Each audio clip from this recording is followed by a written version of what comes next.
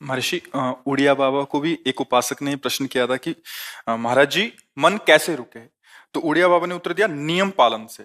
यदि हम नियम पर दृढ़ रहें तो मन हमारा क्या कर सकता है? नियम तो परमात्मा देखता है। हम लोग नियम पर दृढ़ नहीं रहते, इसी से हमारे देश की दुर्दशा है। संध्या वंदन तक का नियम जाता रहा है। भजन करने के लिए नियम की बड़ी आवश्यकता। हाँ, बड़े नियम की आवश्यकता है। तो जैसे प्रातः काल से सायंकाल तक की हर व्यक्ति की अपनी एक दिनचर्या होनी चाहिए। ऐसा नहीं कि आज हम 4 बजे उठे, कल 7 बजे उठे, पर फिर मन को आप कंट्रोल नहीं कर पाएंगे। मन के लिए एक दिनचर्या होनी चाहिए कि हमको 10 बजे सोना है, 4 बजे उठ जाना है। तो फिर 4 से 4:15 नहीं होना चाहिए, 4 बजे उठ जाना, ऐसा नियम बना ले। और उठ करके हमको थोड़ी देर नाम जप करना है, थोड़ी देर हमें वाणी जी का गायन करना है, थोड़ी देर हमें ध्यान, एक अपनी दिनचर्या। फिर हम अपने संसार के कार्य के नियम, जो संसार के कार्य हैं, उनको भी करते हुए भगवान को समर्पित करें। जैसे जो पद में है, जो आपको राष्ट्र सेवा मिली है, जो आपको समाज सेवा के पद मिले हैं, या आपको जो घर की सेवा के कार्य मिले हैं, उनमें बहुत धर्म पूर्वक आचरण होना चाहिए। अगर आप अधर्म आचरण करते हैं, अपने पद का दुरुपयोग करते हैं, तो आप सुबह जग करके थोड़ा माला चला लीजिए, फिर भी आपका कल्याण नहीं होगा, क्योंकि आप अपने पद का, अपने सेवा का दुरुपयोग कर रहे हैं। जैसे हम जानते हैं कि अधर्म आचरण है, ये अधर्मी है, हमें पता है दोषी है, और वो हमको कुछ धन दे देता है, और हम उसको मुक्त करवाने की बात सोचते हैं, और जो निर्दोष है उसको फंसा देते हैं। अब तुम चाहे जितना माला चलाने की कोशिश करो या दान पुण्य करो, वो तुम्हारा अधर्म आचरण, वो अधर्म का धन तुम्हें सतमार्ग में नहीं जाने देगा। नियम लेना चाहिए कि जिस पद में है, जिस धर्म में है, जिस कर्तव्य में है, चाहे कुछ भी हो जाए, हम अपने कर्तव्य से विमुख नहीं होंगे। जितना जप महान है, उतने कर्तव्य महान है। दोनों बातें समझना है। जब माला फेरा और इसके बाद बेईमानी, अधर्माचरण, इनका कोई नियम नहीं है कि हमें कैसे चलना है, तो वो माला काम नहीं कर पाएगा, क्योंकि उसका तभी सत्य भाव माना जाएगा माला जपला जब धर्माचरण है। धर्माचरण नियम से। बोले वो बड़े कट्टर नियम वाले हैं, उनको घूस नहीं, आप उनको भयभीत करके नहीं काम करवा सकते, प्रलोभन में काम नहीं करा सकते। ये हमारी गृहस्थी है ना, तो गृहस्थी के पालन के लिए धन चाहिए, और धन के लिए हम धर्म को आगे रखें, धन को नहीं। धर्म को, हमारा कर्तव्य क्या, प्रायः जैसे पूज्य बाबा ने कहा, आज हमारे देश में बहुत दुर्दशा हो रही है। दुर्दशा हो रही, क्यों? क्योंकि सब अपनी जगह से गलत हो रहे हैं। अगर अपनी जगह हम ठीक रहे तो हमारी दुर्दशा नहीं होगी, हमारा भजन कम होगा, लेकिन हम धर्म से चल रहे हैं तो हम विजयी होंगे। हम भगवान को प्रसन्न कर सकते हैं, क्योंकि हमें जो कार्य मिला है वो भगवान का ही कार्य, सृष्टि भगवान का कार्य।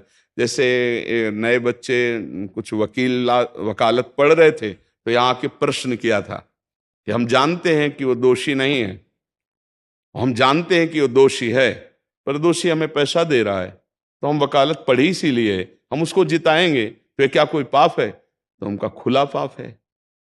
बोले नहीं, हमारी कोई ऐसा कंपनी दो, ऐसा कुछ बोले कि हमारी कंपनी को ये सिखाया जाता है, तो हमको तो ये करना ही होगा, अगर नहीं करेंगे तो हमारी वकालत का मतलब क्या रहा? तो नहीं, वकालत का मतलब अधर्मी को मुक्त करवाना नहीं है। वकालत का मतलब अधर्मी के सबूत एकत्रित करके उसको दंड दिलवाना है, और धर्मात्मा को मुक्त करवाना है। अब इसके लिए आपके पास अर्थव्यवस्था अगर कमजोर भी है, तो धर्म व्यवस्था आपकी पूरी है। धर्म व्यवस्था ठीक है तो परिवार स्वस्थ रहेगा, सुखी रहेगा, भगवान आप पर प्रसन्न रहेंगे। अच्छा, फिर हमने तर्क रखा कि जैसे आपकी बहन के साथ कोई गलत व्यवहार करे, आपको पता है, और वो आपको 10 लाख रुपया घूस दे, तो क्या आप उसका पक्ष लेंगे? नहीं। तो फिर दूसरी बहन के साथ किया है। अब यहां विचार करना है ना, अपने भाई का अगर कत्ल किए हो, मुझे पता हो कि ये दोषी है, तो क्या हम पैसे से उसको मुक्त करने देंगे? लगेगा कि जान की बाजी लगा देंगे, और तुम्हें हम, ऐसे ही एक गरीब आदमी की किसी ने हत्या की है, तो आपका पक्ष बनता है। पर यह ज्ञान कहां मिलेगा? बिना अध्यात्म के ज्ञान तो मिलेगा नहीं। ज्ञान तो इस बात का मिला कि कैसे पैसा कमाया जाए। अच्छा, वो पैसा यदि अधर्म से आया है तो आपकी दुर्दशा कर देगा, आपकी बुद्धि भ्रष्ट कर देगा। तो जो बाबा कह रहे हैं कि आज हमारे समाज की बड़ी दुर्दशा हो रही, उसका कारण यही है कि हमें अध्यात्म का ज्ञान नहीं, हमें धर्म का ज्ञान नहीं, और बड़ी बड़ी गलतियां हो जाती है। बिल्कुल पता है आदमी निर्दोष है और हम धन के प्रभाव से उसको दंड दे देते हैं। वो दंडा भगवान जब आपको पलट कर देंगे तो आप सह नहीं पाओगे, उसका परिणाम बहुत बुरा होता है। तो इसलिए समाज को चाहिए अपने अपने कर्तव्य का पालन करते हुए एक नियमावली बना ले। जैसे कुछ दुकानों का नियम होता है कि वहां फिक्स रेट होता है, नहीं होता? वहां ये नहीं चलेगा कि कसम से कहते हैं कि तुम्हें हम अपना जान करके कि 100 रुपया मीटर ये मिला है, हम बिल्कुल मुनाफा नहीं ले रहे। नहीं, झूठ क्यों बोल रहे हो? दुकान खोले हो मुनाफा के लिए, झूठ क्यों बोल रहे हो? नहीं लेंगे मुनाफा, हम जितने का लाए हैं उससे मुनाफा लेंगे, पर 120 रुपया मीटर देंगे, कपड़ा बढ़िया है, नाप फिट है, इससे नीचे नहीं उतरेंगे, हमें सफाई देने की जरूरत नहीं है कि हम कसम खाते हैं या ऐसा। जानते हो ये बिजली है, दुकान है, नौकर लगे हैं, तो इसका मुनाफा लेने के लिए दुकान खोलें, कोई दान करने के लिए तो नहीं। तो सबको पता है मुनाफा लेगा, लेकिन एक फिक्स दाम, उसे 10-20 रुपया का मुनाफा लेकर के हम उसको बेच रहे हैं। लेकिन झूठ क्यों बोले? बोले झूठ के बिना धंधा नहीं चलता। नहीं, ऐसा नहीं है। अब असत्य बोलोगे तो उससे जो आपको मुनाफा मिलेगा वो आपकी बुद्धि भ्रष्ट करेगा, और सत्य है कि मुनाफा के लिए है वही चीज, और आप एक फिक्स रेट में दे रहे, बढ़िया है। अब अगर आप कोई मिलावट करके भोजन सामग्री दे रहे हैं, आपको पता है, तो जो खाने वाले के हृदय में बैठे हुए भगवान हैं वो तुम्हारे जीवन में मिलावट कर देंगे, तुम्हारा जीवन महान दुखमय हो जाएगा। ये कहां समझा जाता है? एक आदमी सिंथेटिक दूध बना रहा है, उससे कहो ये अपने बच्चे को पिला, नहीं पिलाएगा। फिर ये दूसरे का बच्चा जब पिएगा तो उसकी हालत क्या होगी? दूसरे शरीर में जाएगा तो हालत क्या होगी? वो केवल धन की बुद्धि रख रहा है। एक आदमी घी में केमिकल मिला रहा है, एक ऐसे अभक्ष पदार्थ मिला है, वो स्वयं नहीं खाएगा, लेकिन वो होटलों में भेजा जाएगा, हजारों लाखों लोग खाएंगे, बीमारी बढ़ेगी, उसको रुपया से मतलब है। ये चीज, ये दुर्दशा हर जगह धर्म का ज्ञान न होने के कारण फैल रही, नहीं फैल रही। एक मरीज बीमार है, असली दवाओं में पैसे ज्यादा है, नकली दवा लेकर के असली के दाम में बेच देना, उसको बिल्कुल फायदा ना होना। लेकिन परमात्मा देख रहा है, तुम जानते हो नकली दवा है, वो तो नहीं जानता बेचारा, ज्यादा पढ़े लिखे नहीं, किसान आदमी गांव का आया है, तुमने दे दिया और उसने पैसा दिया असली के। अब वो पैसा तुम्हारी बुद्धि भ्रष्ट करेगा, तुम्हारे परिवार में कलह पैदा करेगा और तुम्हारा पतन कर देगा। ऐसे हर डिपार्टमेंट में, हर विषय में यदि हम अपने धर्म से चले, अपने सत्य से चले और थोड़ा भी भजन होगा, वो आपको उत्तम गति प्रदान करेगा।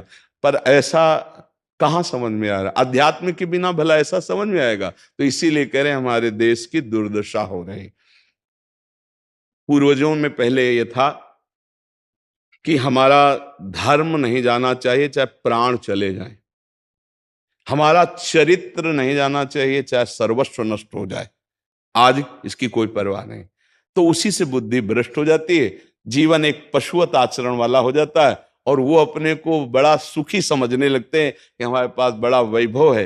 लेकिन प्यारे, उस दिन को याद करो जिस दिन तुम्हारा आखिरी समय होगा, ना तुम्हारा फार्म हाउस जाएगा, ना महल तुम्हारा जाएगा, ना बैंक बैलेंस जाएगा, ना कोई व्यक्ति, और ना ये शरीर।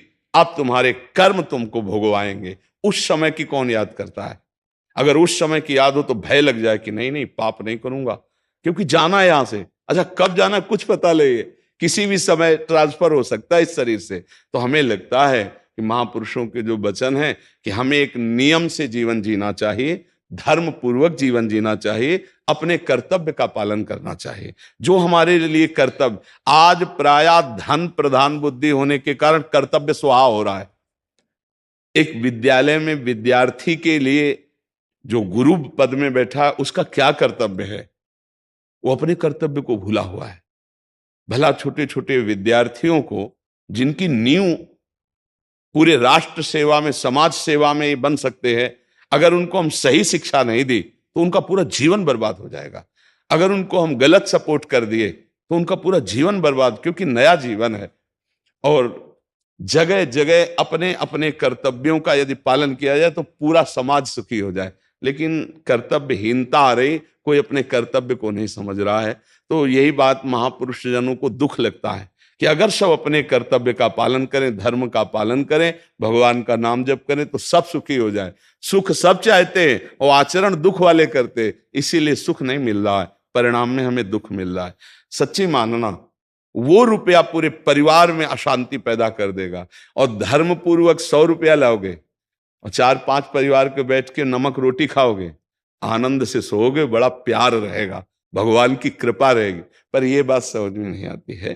तो ये वृत्ति अगर छोड़ी ना जाएगी तो कुछ भी कर लो, कहीं भी दान पुण्य कर लो, लाभ नहीं मिलेगा। अगर दान देने की बात कही गई है तो धर्म पूर्वक कमाए हुए धन से। अगर आप मेहनत से कमाए हो ना, 10 रुपया दे दोगे ना, तो 10 रुपये का वो आटा लाके अगर 2 रोटी खाएगा तो खूब वजन होगा। वो आप 1 लाख रुपया बेईमानी कर रख दोगे ना, तो बैठे बैठे वो गंदा ही सोचेगा, भजन नहीं होगा। उसका गंदा सोचना और आपका गंदा करना, दोनों मिल करके, उसके कारण भी तो आप बने ना, तो आपका ही पतन हो जाएगा। उसको तो भगवान बचा लेंगे क्योंकि भगवान की शरण में है। तो मुझे लगता है अधर्म के धन से कभी किसी को लाभ नहीं मिलता। तो अपने कर्तव्य का पालन करते हुए यदि नाम जप किया जाए तो बहुत जल्दी हमको लाभ प्राप्त हो जाए। बहुत सुंदर, मतलब ये चर्चा होती है, अगर आप लोग इसको धारण कर लें तो निहाल हो जाएंगे। सच्ची कह रहे, ये जो बातें हैं ये बहुत सुंदर जीवन को पुष्ट करने वाली हैं, पर आप धारण कर लें तो बात है। नहीं तो जैसे लाभ दिखाई दे रहा 50,000, तभी बातें भूल जाओगे, ये बातें अच्छी नहीं लगेंगी। हे यार, बहुत बढ़िया काम घर में आएगा, पर हमारी ये बात ध्यान रखना, वो 50,000 घर में अशांति पैदा कर देगा। सच्ची मानना, आप धर्म से चलना, धर्म से चलोगे तो भगवान तुम्हारी रक्षा में रहेंगे। अधर्माचरण, देखो कैसी कैसी घटनाएं होती हैं। बढ़िया कार है, फिल्मी गाना लगाए चल रहे हैं, और वो एक्सीडेंट हुआ, आग लग गई, बाहर निकल ही नहीं पाए, वो अंदर ही जल गए। क्या हुआ? ये करोड़ों रुपए की कार भूंज दिया तुमको अंदर ही बैठाल के, धू धू करके आग लग गई, अंदर जल। ऐसे जलना चाहते हो या भगवान के आनंद में चिंतन करके शरीर छोटे हो फिर दाह संस्कार हो, ऐसे कि सब लोग भगवान के नाम का कीर्तन करते ही जा रहे, फिर आपका अंतिम संस्कार, वहां जीवित जल गए। क्या हो सकता है? एक एक पल तुम्हारे कर्म का हिसाब होगा, एक एक सेकंड का। ऐसे कर्म करो कि हमारा अच्छा हिसाब हो, बुरा हिसाब। ये मत समझो कोई देख नहीं रहा, वो देख रहा है, जिसको हिसाब करना है वो देख रहा है। उसके लिए कोई वकील या किसी सबूत की जरूरत नहीं होती, वो सर्वांतर्यामी आपके अंदर बैठे ही देख रहा है। तो सदैव जैसे सत्संग सुन रहे हैं, तो अगर हाथ जोड़ के प्रार्थना है, थोड़ी भी बात मान लोगे तो आप सच्चे सुख के मार्ग में चलने लगोगे। नहीं तो भाई बहुत गंदी हवा चल रही है, माया की बहुत गंदगी ऐसी फैल रही, कलिकाल है ना, कि ये बातें किसी को पसंद नहीं आती। वो बात बताओ कि हम कितना रुपया कमा ले, कैसे कितने भोग भोग ले, और वो अध्यात्म में नहीं है। आपको सच धोखे में मत रहना, अध्यात्म में है। जितना आप धर्म से चलोगे उतना सुखी होगे, और लोक में है जितना धन मिल जाएगा उतना सुखी माना जाएगा। लेकिन वो सुख नहीं है, वो चंद मिनट के लिए हाइलोजन की तरह जलेगा, फ्यूज हो जाएगा। और धर्मात्मा दीपक की तरह जलेगा, पर बहुत काल तक चलता रहेगा। इन बातों का चिंतन कीजिए, खूब नाम जप कीजिए और भगवान के भरोसे रहिए, गंदे आचरण मत कीजिए।